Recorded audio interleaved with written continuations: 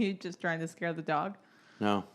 Are you That would scare a dog. a ghost siren? No. Well, No idea. it's someone whipping by on a water slide. But you're hearing it because it's between tracks of the whatever dumb music they're playing loudly at the water park. It's a very specific. Do it again. Uh, Okay. yeah.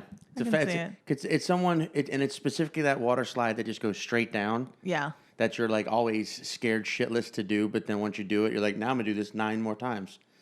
You're not a water park person, are you? No. Oh, you're missing out. Make you feel real nice about your own body. No. I used to have to go as a camp counselor, and I hated them. I hated the water parks. I used to have to go as a human being, and I'm a fatty, but going and seeing other fatties just proudly rocking it, it's like, yeah, I'm going to do that too. All right. So they're good. They make me feel good. Okay. There's one, if I have to name a favorite water pack, if my favorite fucking water park, I don't know. I have Boston Terrats. What can I say?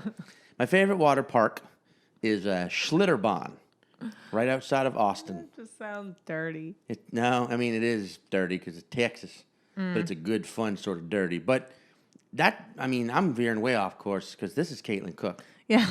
Hi. That's Sean Patton. And you're listening to 5 Words the Podcast. You explain. Every week, we have a wonderful, hilarious, progressively open-minded / hilariously closed-minded guest on. They're going to tell us a story, but before they tell us the story, they give us 5 random words from that story based on that information and what we know about the guest. Your co-host and Caitlin and I here. We try and guess what the story is, and then they tell us the real story, which I think we mostly nail the real story, and they change it up and tell us a fake one. I think that's what's been happening this whole time. But you decide. Okay. This week, speaking of water sports, funny-ass comedian, fucking hilarious comedian, but sideline reporter of the new show on the USA Network, Cannonball. Ah. Yeah. I thought you were going to just straight up be like, Simon Gibson is really into water sports. He might be. We don't know. He seems like the kind of guy who might. Simon Gibson, that's his name. Yes. He's hilarious. He's from Portland. We talk about life. We talk about comedy. We talk about being... he's hosting a show where people are basically just getting their asses kicked via insane water slides. True. And it's... I haven't seen it yet, but I'm sure it's fucking hilarious. And Simon's a wonderfully hilarious, super sweet guy. And you got to hear him. You got to hear him talk. You got to hear our conversation. You got to get into it. Yeah, it's a good one. Yeah. Also, if you want to see me and Sean live, hello. We are doing a show at the Sultan Room's rooftop. It's socially distanced. Capacity is very limited, and everyone is required to wear masks. Tomorrow, Wednesday, July 22nd, there are... we were sold out, and then we added a couple more tabletops. So there's only a couple of tickets left. And if you want to go to that, get your tickets. You should go. You got wonderful comedians, and you got a secret special guest. Yeah. Who, is currently on SNL. Oh, you did. Oh, you're just going to come out and say it? Well, this episode is going to come out, and it was probably going to be sold out. So I was going to try and be slick about it and be his initials are MC. I was going to try and be even slicker than that. And be like, today's a Tuesday, but if I were giving you this information on a weekend or a Saturday, you'd call it a weekend update. His name rhymes with Chikel May. Jesus, yeah. You're just really good at being sly. You're like, your next special guest, his name, I'm not gonna say it, but it's spelled Michael. But I'm not. We won't say it. You put 2 and 2 together. Yes. Other guests include Josh Johnson from The Daily Show, AJ Holmes from Book of Mormon, hilarious, Rosebud Baker from Comedy Central, wonderful performing comedian. Your host, Mr. Sean Patton. I'm hosting. Conan. No, sorry, your host of this podcast, not sweet. hosting. And then, of course, my co-producers Shane Torres, Tom Takar, Phoebe Bottoms, and myself. Wait, Shane Torres, Tom Takar, Phoebe Bottoms? Yeah. That's one person? Yeah. I'm kidding. That's 3 people. They're awesome, all of them. It's going to be a really fun show. So I really think we have like about 10 tickets left, maybe a little bit less. So get your tickets and enjoy the episode with Simon. Whoa.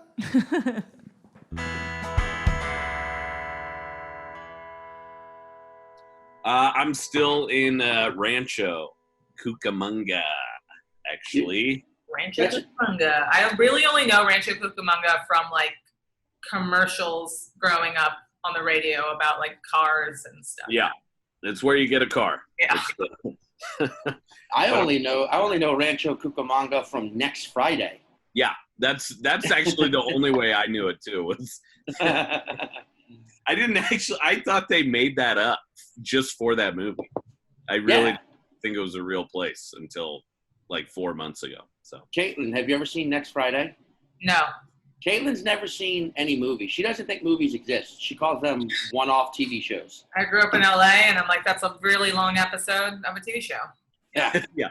Why do they make this TV show an hour and 45 minutes? I hate it. Remember when like Simon, because I don't know, you're in your mid-50s, right? So you also remember, like me, I'm 71 years old. Now, but you also remember back when like TV sucked. Do you remember when TV was just kind of like, didn't suck, but it was just sort of, there was a quality below movies. It was significant. You didn't, you like the best part about TV most of the time was when they were showing a movie. Yeah. And now now TV is just at a whole other level. I mean, it is overwhelming, but yeah, I mean, back in the day, it was like movies. The most exciting thing was like the movie trailers was more. Yeah. It really did shift. I remember it because I remember like, I mean, maybe it is just more prominent growing up in LA, but I remember like going to see movies like premieres at midnight on a Thursday and like getting really excited and watching the trailers and showing up early to watch more trailers. And that was super fun. Oh my God. So my freshman year of high school, I remember that's when The Phantom Menace came out. And I went to school. I had plans to see it on the weekend, and I went to school on the Friday because it premiered on that Thursday at like midnight or whatever. And I like asked my friend, and he said that he had already seen it twice before school. He was that guy. Yeah. Yeah. And then I saw it, and I was like, "Whoa, you saw this piece of shit twice already?" That's the funny like extent of like adolescent lying. Like now, like as adults, people lie all the time. They say like, "Oh yeah, I know Bill," or like "Oh sure, love that film." But like when you're a kid, it's like, "I saw the movie twice before school started. Twice. Yeah. I watched it 2 times. I got a key. I broke into the movie theater. I know how to work a thing."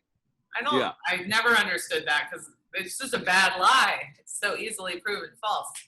Yeah. Also, what are you even lying about? No, because I know how to break into a theater and work the machine.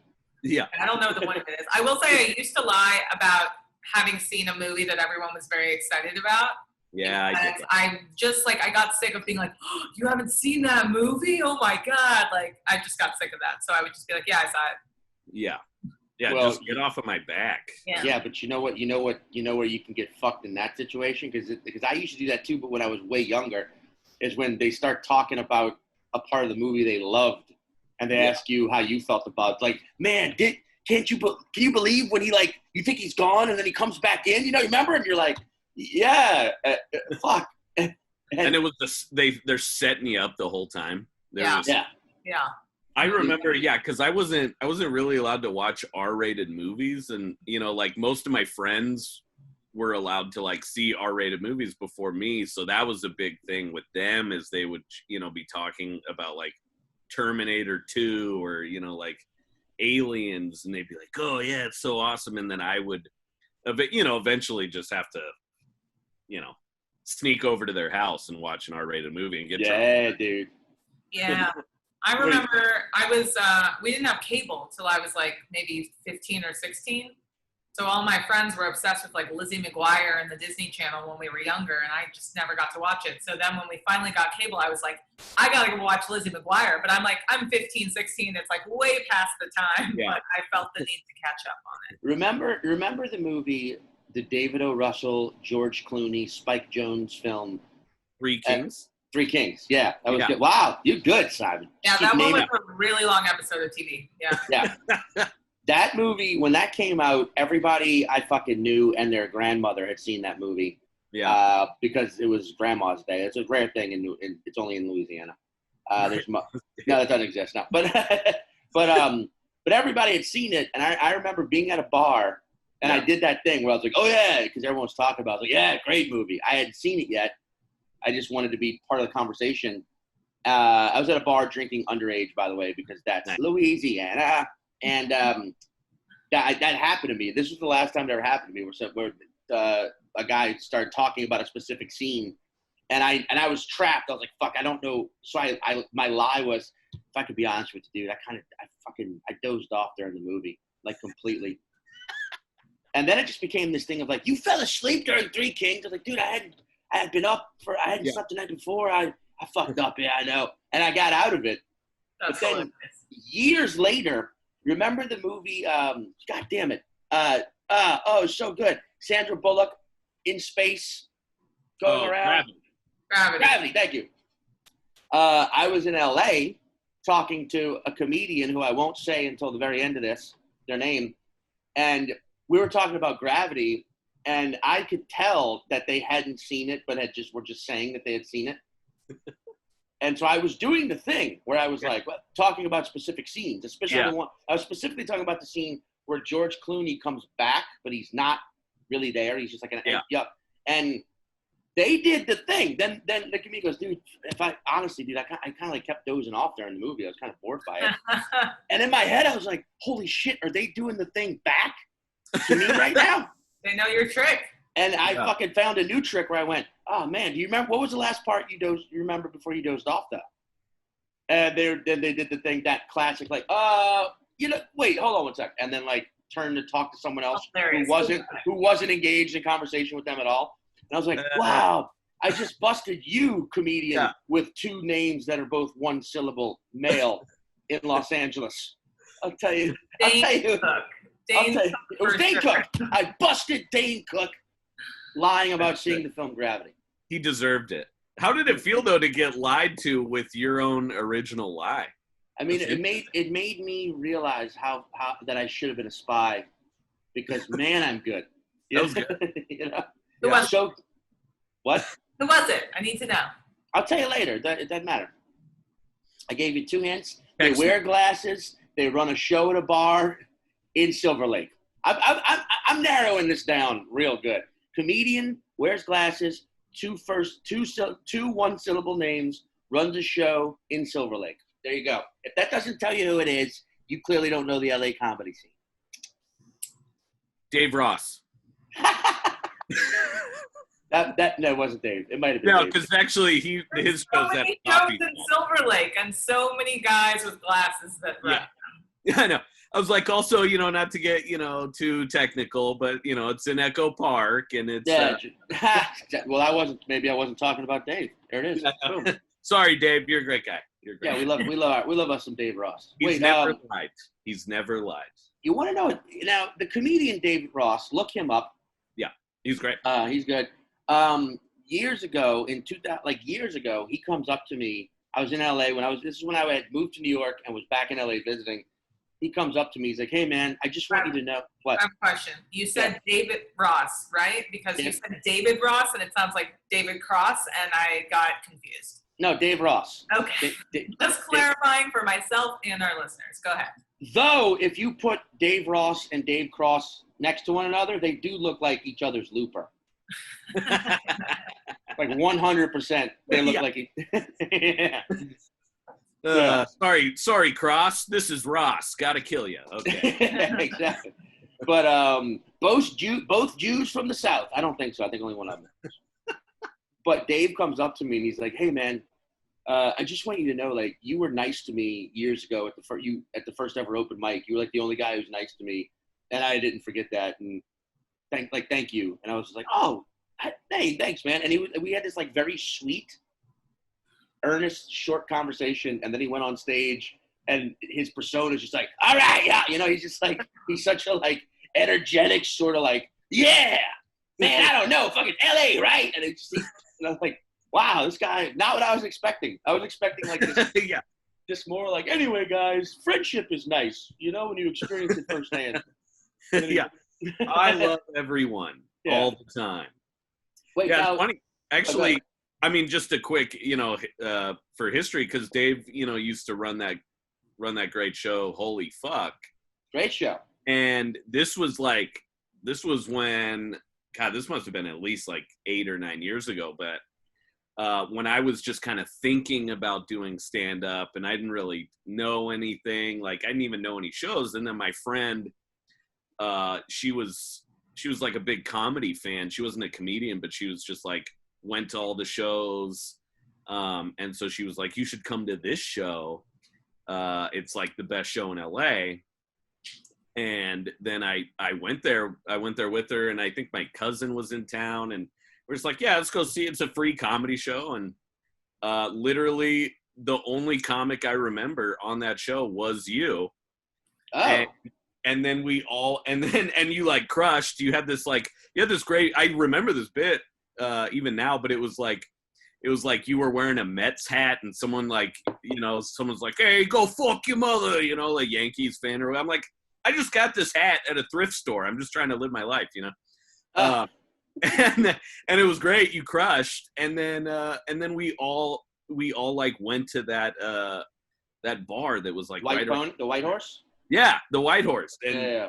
And that was literally, I mean, it's crazy because that was literally my first taste of like, oh man, comics, they got it all, that show was such a goddamn special show, and I hate to say it, but probably made more legendary by the fact that they ended it before its time. Yeah, I know. And I know. It was definitely one of those shows where, like, I mean, because I think when that show ended, I think I was like two years in or something, and yeah, that was always one of those like indie shows that was kind of at the top of the mountain for me. It was like that, sure. like, Meltdown, and it was one of those shows that I never got to do, but I mean, it's whatever, but it was definitely like, I think it for sure ended before it could have, It was like it ended with a bang too. They did a CD recording, and that was awesome. Like we all everybody did 5 minutes. Yeah, it was great. I mean, think about this though. It's so insane to have a free weekly show Downtown Los Angeles on a Tuesday. In a movie theater. And it was always packed. It was like always packed. Always. Like, and yeah, is it called The Independent? Is that what it's called? The Independent Downtown? Yeah, Downtown Independent, yeah. Yeah, it was such a fucking great special show that, like, and you're thinking, wait, in a movie theater? Yes. Just imagine going to a movie theater where everything's still there, but instead of anything on the screen, there's a comedian with a microphone down in front. I did one of those at what's the San Francisco festival? Oh, Sketch Fest. They took over the not the ArcLight, one of those nicer theaters. What's that fest called? They don't pay their performance. I mean, Sketch Fest. Yeah. What are you talking about? Most of them? All of them? Yeah. But it is an honor, we love to, It's a good time. No, it's a fun time. Sketch Fest is a good time. San Francisco, boy, is that a rich city, huh? Woof. Love it. Wait, are you from Rancho Cucamonga? No, not. I'm from Portland, Oregon originally, but my girlfriend is from here, and so we've been staying at her parents' house. Yeah, and since the get-go. Since the get-go, yeah. And exciting news! Tomorrow we are moving into our own apartment. Back in LA proper. Yeah, back in LA. What if we just moved out here? Like I don't even know how far away Rancho Cucamonga is from LA. It's like a solid 45 minutes. Oh, okay. Yeah. I'm picturing you in like the desert and shit, but okay, it's not. So it's exactly 3 miles from LA then. Yeah. If it's a solid 45 minutes, it's exactly 3 miles. I'm actually in Marina Del Rey right now. Yeah. That's where we are. Damn. So no more living with MK Polson. I know it's the end of an era, but I mean, we're still gonna do the podcast. We'll be roommates in spirit. So he was the last guy I was with when the whole lockdown started. I know. I saw. And then he came home to an empty apartment because you were already in the Cucamonga. Yeah, I know. I was like, no, fuck this. I gotta get out. And so good. Does he still have the apartment, or did you guys move out? What happened to it? Well, I mean, the thing about that apartment is, it's definitely not the Ritz. It might not even be a Best Western. I don't think, but it's a Howard Johnson. It's a Hojo. It's a travel lodge. Right? Yeah. It's a microtel. I mean, the great thing about that is, that apartment complex is kind of, it's not historic, but it definitely has had like a rotating group of different comedians that have all like lived in my apartment, and there's the apartment next door to us also has a lot of comedians that have kind of rotated in and out. And I mean, it's a great. So we already found a roommate to replace me. Perfect. Yeah, in like 4 days. Right. It's like, I mean, my rent was raised like $100 in the 3 years that I lived there. Like, wow, my portion of it. And like when I'm moving out, I'm still paying like less than $600 for my room. Wow, that's great. I mean, the thing about your old apartment in LA, and if you know Los Angeles, you can. It was the amazing, beautiful neighborhood, specifically the homeless encampment, the homeless Firefest. That's what it looked like. It looked like if Firefest was a success, it would be the front of your apartment. Yeah, which is homeless people. That's the kind of shit. California right now, if you don't think homelessness is an issue in the United States, go to certain parts of LA or anywhere in San Francisco.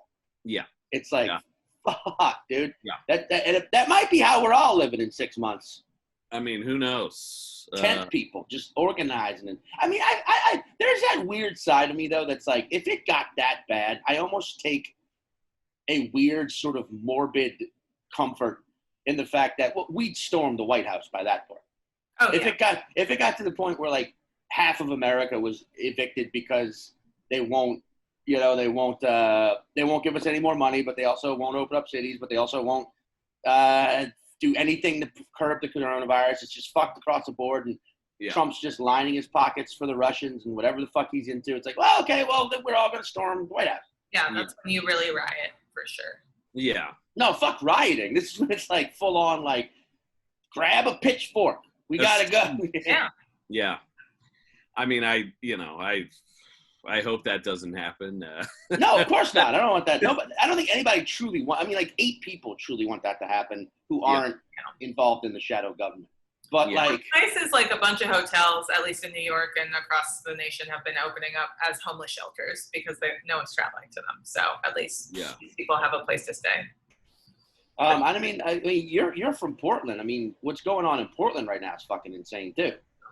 Oh, it's bizarre. Yeah, you got the secret police, kidnapping, and it's bizarre. And as somebody who's from there, and has always like, kind of gotten very irritated with the false Portlandia, aesthetic that they're trying to sell. I'm like, not Oregon. Yeah, dude. Is probably one of the most racist states in the whole country. As soon as you, and it's like inside the city, but as soon as you leave Portland, it is rough. And I think most of those people that live in the outskirts of Portland are Portland police officers. I mean, they, that's none of them live in the city, but they're definitely, they come in there and they dude. they want to beat people up basically. Like it's like you want to call them rednecks, but you can't because the sun doesn't shine enough. Yeah. There's not enough sunshine to burn your neck. Call them drippy heads or. Well, I mean, you want to be like, hey, let's take there's a phrase a derogatory phrase people use for Mexican people that involves a damp backside. Yeah. Let's repurpose that for rednecks in the damp Pacific Northwest. In the Pacific Northwest, yeah. Yeah. Call them damp throats. I'm gonna call you a bunch of damp throat, gun toting. But that's a fucking. You know what is crazy, dude? I follow a lot of Marines on Twitter because there are a lot, and I also follow the U.S. Marines just for fun. But like, there's a lot of U.S. Marines who are like, "Fuck Trump," and it's interesting because they're the branch of the military that is technically the president's army. Yeah. You know what I mean? Like, and if they're all like, "Fuck this dude," you're like, okay, that gives me a little more comfort if we got to storm the White House. That his own army's like, nah, this guy's an asshole. Yeah. No, this guy's out of his mind. I mean, it is, with like Oregon, hillbillies or whatever. It's like, it is like take the racism and bigotry of the South, but cancel out the Southern hospitality aspect of it, because they're also just like rude.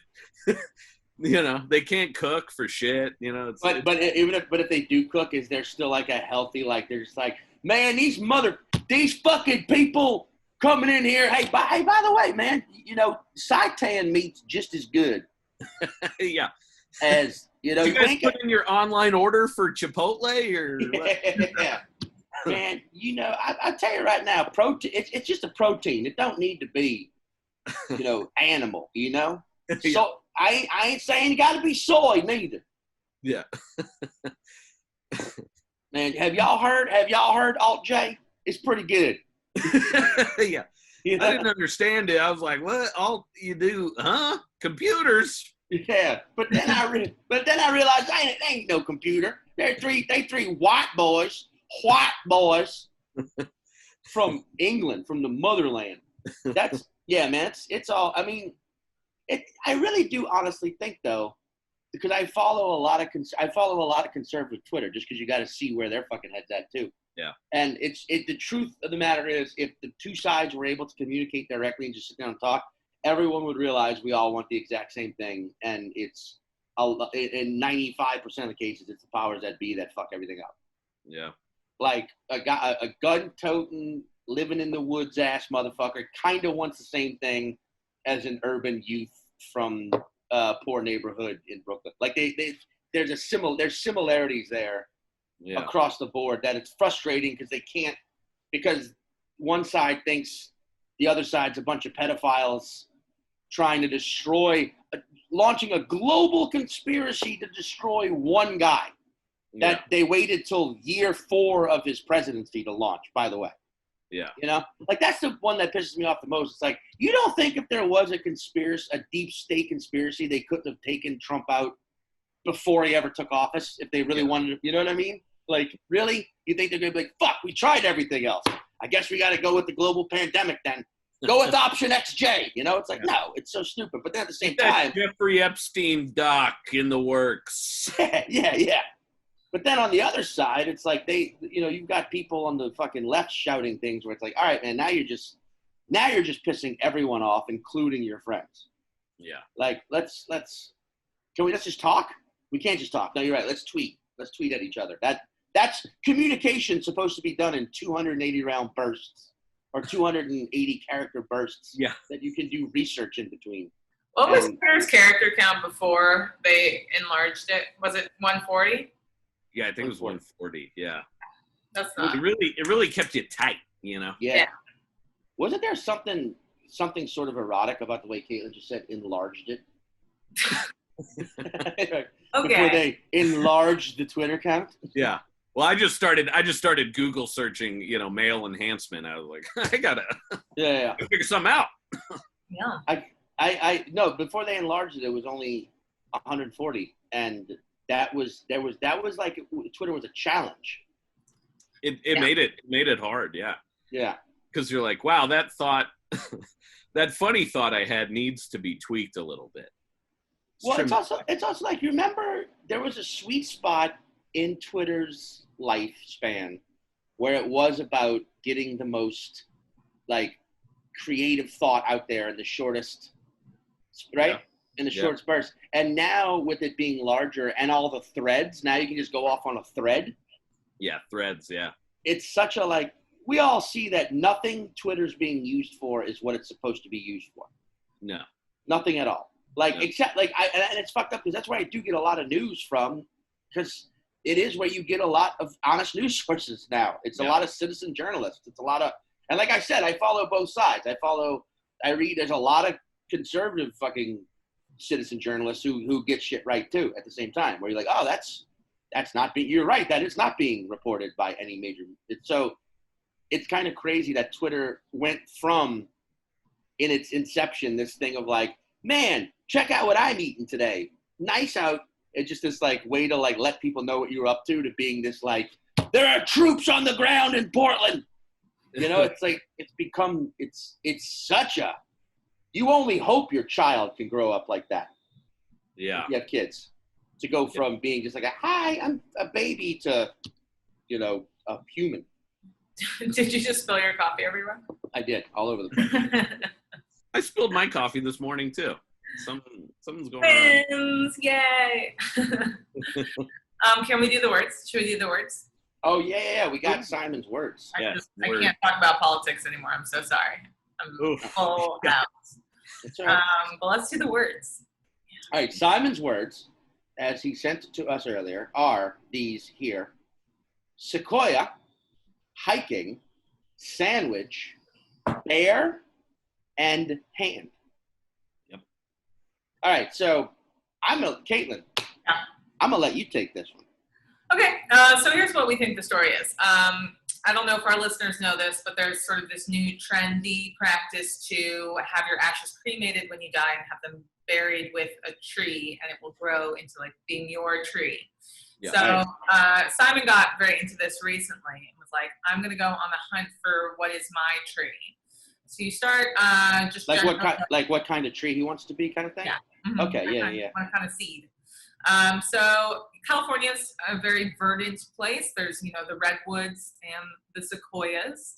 So you decide one day that you're going to go drive to a sequoia forest, and you're going to go exploring on a hike. You're going to go hiking and get a feel for this tree, see if it's your tree. Right. And what happens, Sean? Oh, well then you find a sequoia, because they're beautiful. You can't miss them, right? Beautiful trees. Now, I've never actually seen one before, but I'm just the name itself evokes an image. And you see this tree and you're just blown away. You're like, this is what I want to be. This is the tree when I pass on that I want to become. Wow. And like any moment of inspiration, what happens? You get hungry. Luckily for you, you got a sandwich ready to go. Guys like us, we always got, right now, I got 2 sandwiches on me right now. Mm-hmm. Right? So you fucking whip one out. If I had to guess, I'm going to go either between Sausalito turkey with extra mayo or peanut butter and jelly, one of the two.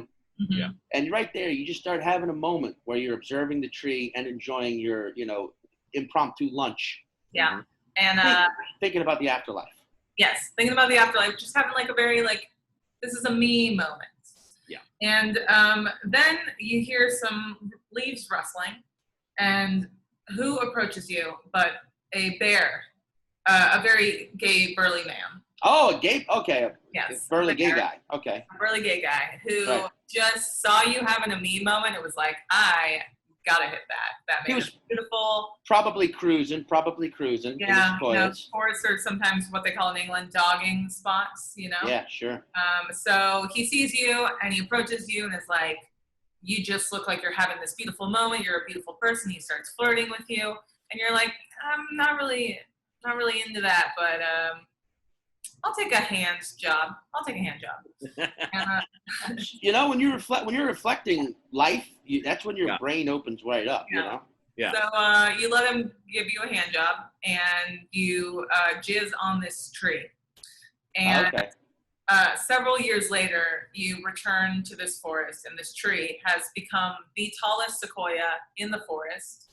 And it's the most gorgeous one. People love to go flock to it and see it, and you're like, that was my jizz.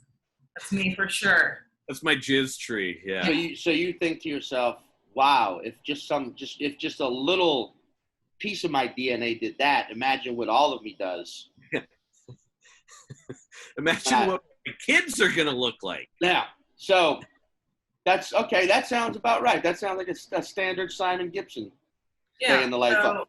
So at the end of the day, you're very excited now to eventually, when you do pass away, get cremated, get buried with a sequoia seed, and see how tall that tree fucking grows.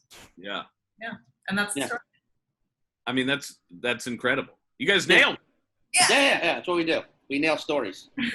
All of the sequoia forest is just my jizz. So Yeah. Johnny Appleseed, more like Simon Sequoia seed, Sequoia load. Wait, what? So what's the real story? What actually? So you happened? guys are close. That's so good. Yeah, nothing like reflecting on your life while getting a nice tug, you know.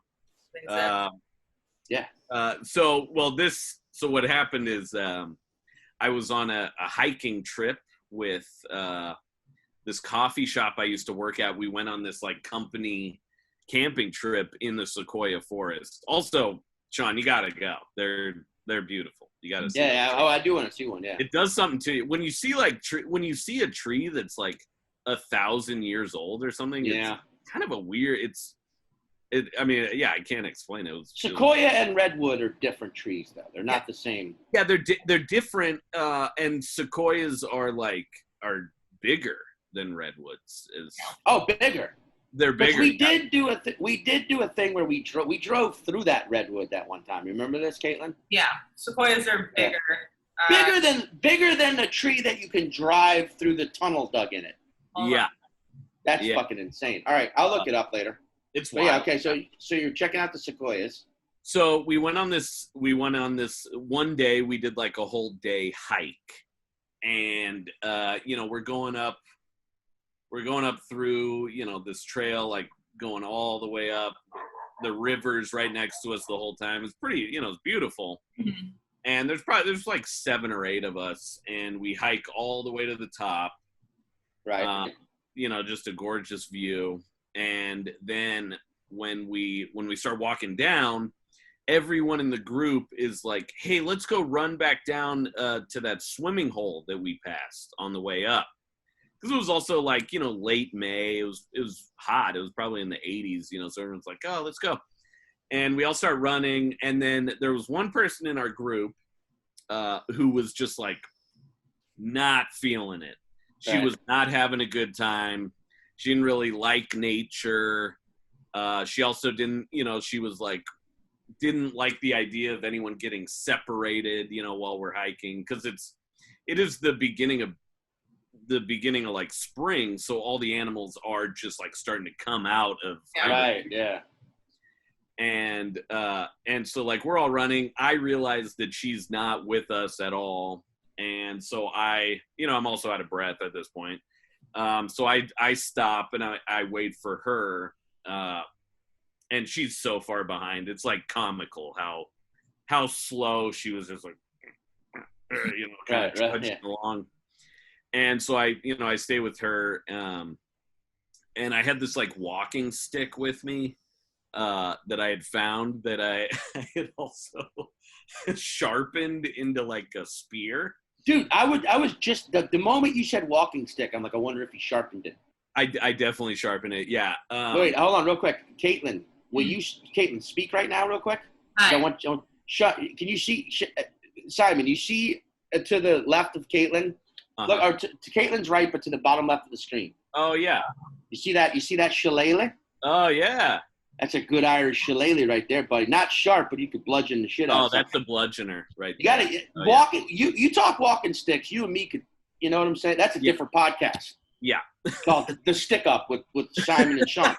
But anyway, so you had your walking stick sharpened like a man fucking would do. And now I'm like, I got to get one of those bludgeoning knobs on the end of it too. That's buddy. I hope you. Yeah. So we're trudging along, and the rest of the group is can't see them, can't hear them. They're far away. And so we're walking, we're hiking. It's like you're in the forest, so it's very brushy. You can't really see. Right. It's kind of curvy. That's how I like it. And so we're like, walking, and then we turn this corner.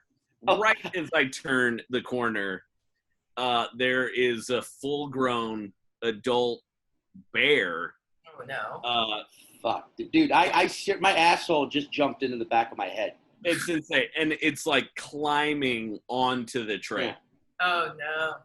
And maybe we're, I'm not like great at distance, but I want to say it was somewhere between 20 and 30 feet away from us.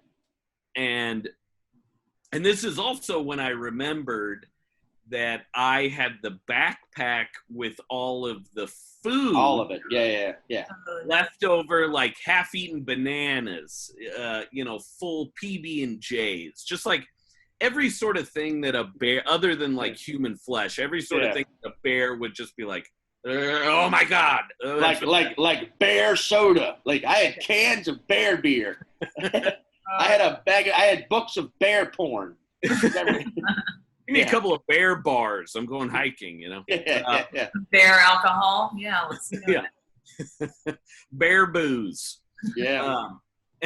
So it immediately, it's like this whole thing where like, I don't know if my life didn't flash before my eyes, but it was just a thing where like every part of me just stopped,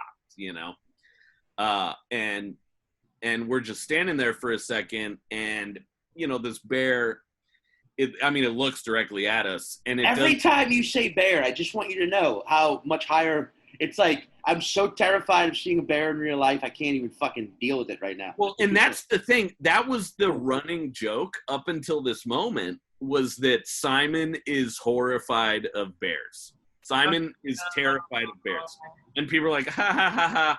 And that's why I had the walking stick sharpened in the first place. Is because I was like, whatever. But so that was like a running joke within the camp, is Simon is scared of bears. And so we kind of start to back away, because there's this like rock formation that kind of started on the trail and kind of like went off. Right. And so we started to back towards that. And my whole thought was like, if this bear, comes running at us, I'm going to jump off of this cliff, basically. Yeah, dude. I think I'll survive. I give it a better shot than, getting attacked by a bear.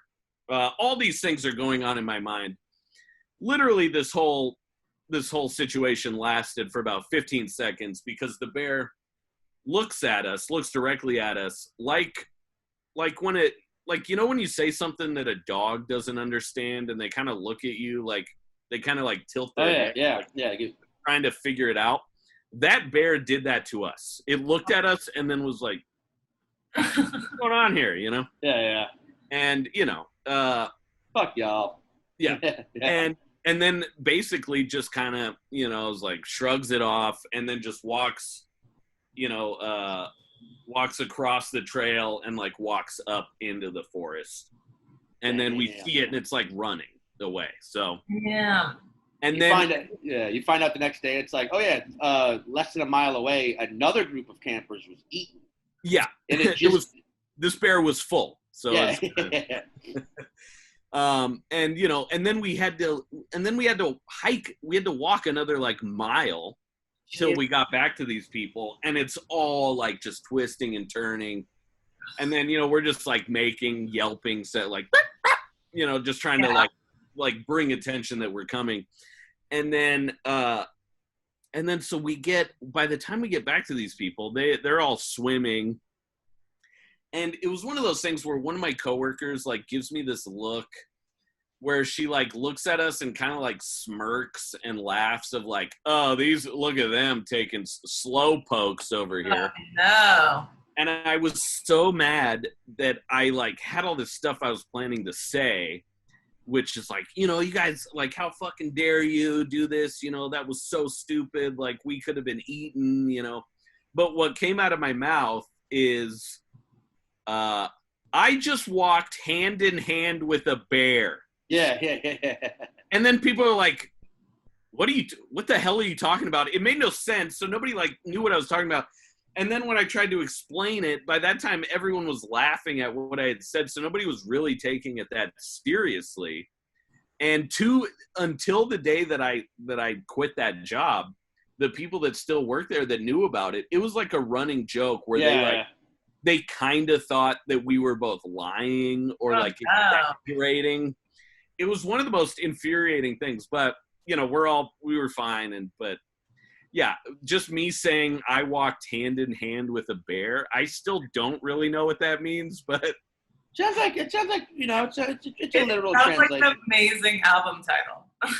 Yeah, walk hand in hand with the bear, and it's me, and then a giant gay man. So it sounds like the final step in being initiated into the fucking the stick up club. Yeah, with Sean and Simon. Yeah. You got to walk hand in hand with a bear. Then you sharpen your stick. You better get a bigger bludgeoning knob. Yeah, bro. Bludgeoning Knob is a great band name, by the way. For sure. Yeah.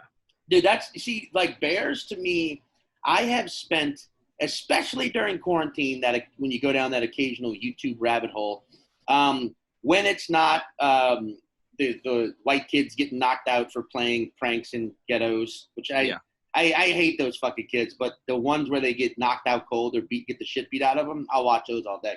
I definitely will watch. I fall down the rabbit hole of like what the whole like bully gets knocked out. Oh, buddy, all day. But second to that, because also B is bear attacks or bear encounters. Yeah. And like those motherfuckers are lightning fast. Oh. And can climb bears. I'm scared of it because it feels like bears exist. Like I'm not afraid of seeing a tiger in the woods. Tigers are such endangered, but also like what? I said I definitely would be afraid of seeing a tiger randomly. No, that's what I'm saying. I would be terrified if I saw a tiger, but I'm not afraid of it actually happening. You know what I'm saying? Like, but every time I'm in a wooded area, the thought hits me because I just imagine that second when you turn and look at a bear and you're like, there's nothing I can do right now. Literally nothing you could do. And that's why, the only thing I could do was jump off a cliff. Right? Yeah, it's like commit suicide. Because they say play dead, but how good can you actually play dead while your heart's pounding and this thing's just breathing, like snouting, sniffing your fucking thoughts? It smells your thoughts. That's how good they say the fucking bears can smell. They can smell your goddamn intellect. Yeah. You know? That's good. That's good smell. There's also, they don't have any footage of this, but it's documented. They have like early poachers in like the early 19th or early 20th century pitted a bear against a tiger and like a bear against a gorilla and a tiger against a gorilla. And like they did basically gorilla, tiger, and bear. They just faced them all off. And there's no like conclusive evidence as to which one's the most badass.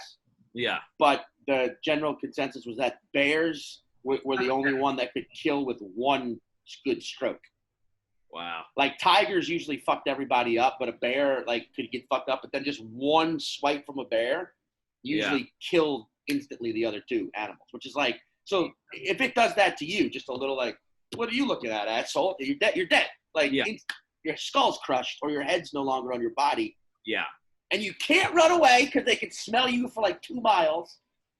Anyway, sorry. Honestly, with a bear, I hope that if that happened, I'm like, please give me the death swipe instead of, just chewing on my leg for a while. Yeah. I don't want the what's that movie called? Revenant? I don't want that kind of treatment. Nothing. Oh. I didn't watch that movie for so long just because of how like notorious that scene became. Yeah. Like, It took 8 yeah. months to film because it was a real bear, and Yeah, Leonardo lost that 800 pounds. yeah, that scene gets all the credit. I think the better scene is when he sleeps inside of a horse carcass. But I don't know who's this guy, Better Tom Green. The better scene is when he eats that like live fish, and Brad Pitt has been like a vegan for years, and then he eats. Is it Brad Pitt or is it Leonardo DiCaprio? oh no, it's definitely it's Leonardo DiCaprio. What you got wrong is that it wasn't a fish. It was like a bison liver. Ugh. Okay. Oh, Clearly, yeah. I fell asleep for part of the movie. Okay. Whoa! Damn! Grand slam right there. But what's crazy about that scene is that Leo's been like a vegan for a long time, so he literally eats this real carcass and then literally vomits it out on the screen. You're like, Yeah.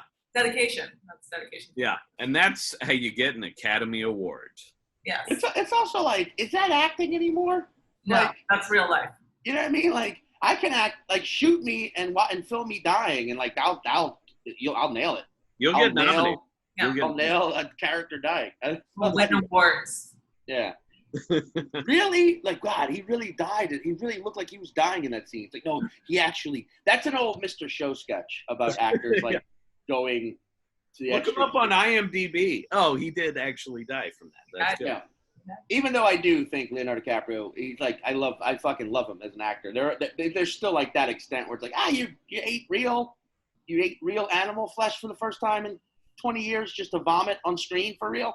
Yeah. All right, buddy, come on, maybe That's like take a rom-com, you know? yeah. Do a nice PG-13, okay, buddy? Do not imagine Leo in a rom-com. That would be hilarious.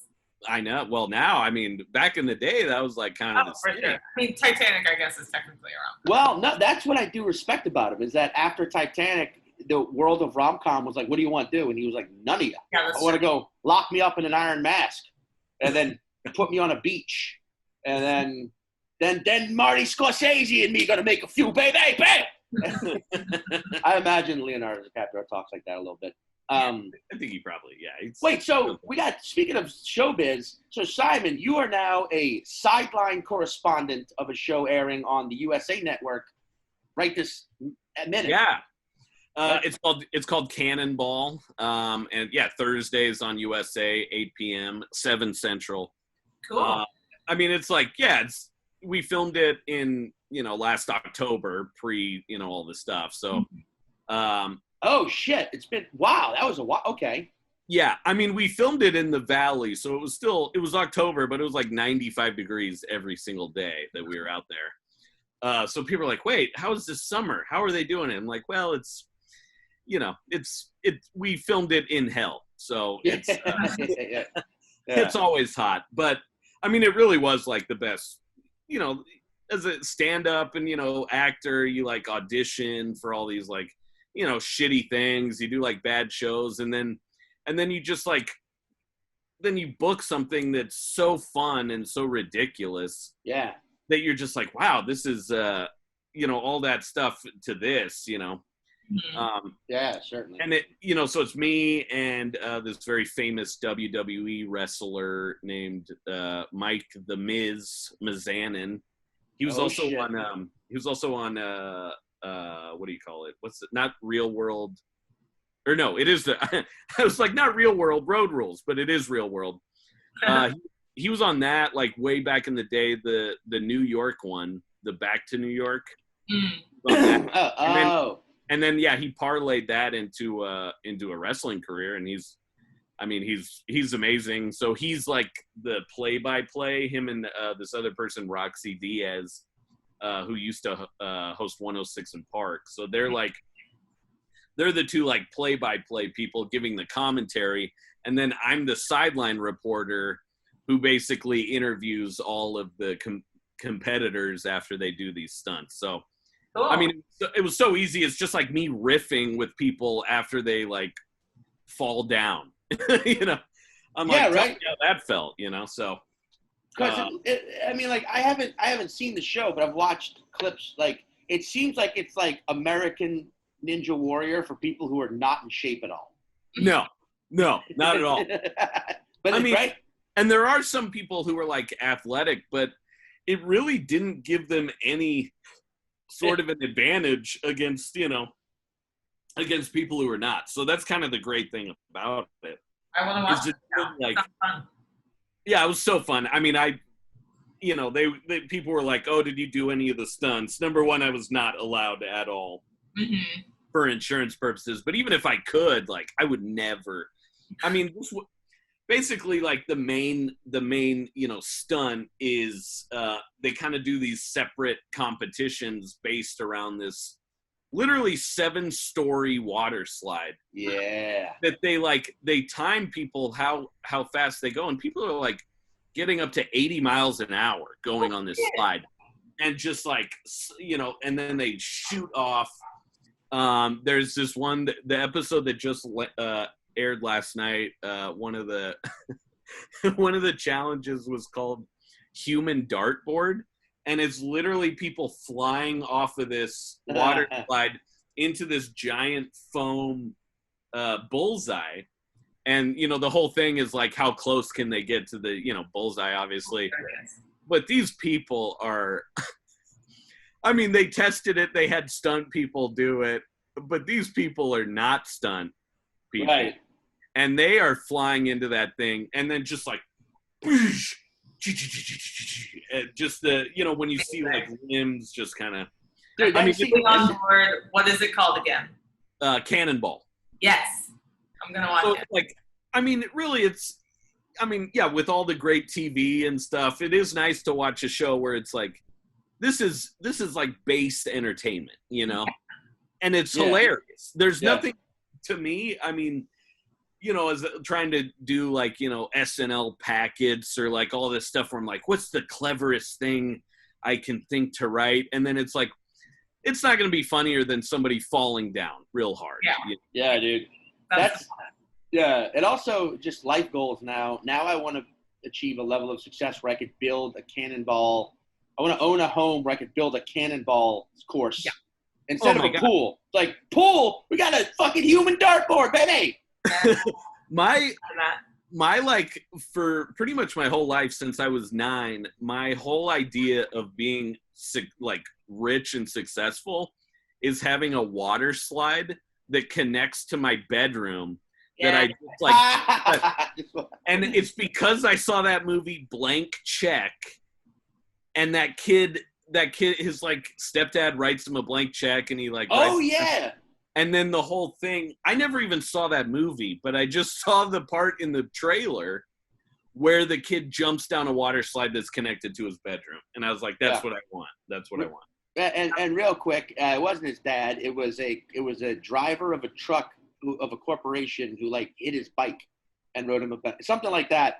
And is that what it is? Oh. And the love interest was Duff, the MTV VJ, who was 3 times his age. That he was trying to lure into his life with all of his money. But yes. So I really don't like any of these messages that this movie was trying to send. However, if you make that money on your own, build the water slide onto your. Yes. I think so. Where else? So you're on, it's Cannonball. What did you say, Wednesdays? Thursdays at 8 p.m. on USA. The USA Network. Where and you're also, what are your socials? What is that? You can find me on Instagram and Twitter at Simon Gibson. And follow me, I'll follow you back. What do I care? Everyone, all of the legends, follow Simon. He is one of the most genuinely sweet and genuinely hilarious human beings. True. And he's coming back from Rancho Cucamonga. Very soon. Welcome him back to Los Angeles. Yay. All right. Thank you guys, Simon. Yeah, thank you for coming on board. Have a good one. You too. Bye, y'all. To season 2, baby. All right, later. It's raining outside, but that doesn't matter. I got nowhere to go. Only gotta decide what I'm watching on Netflix or Hulu or HBO, and that could take all day, take all night long. I've watched all of the previews of the TV shows I'm never putting on. Used to say I didn't have the time, but I got the time now that we're all stuck inside. I guess I'm never watching The Sopranos. I know it changed the game, but it just moves too slow. I guess I'm never watching all of Seinfeld. I know it changed the game too, but it just doesn't age well. I guess I'm never watching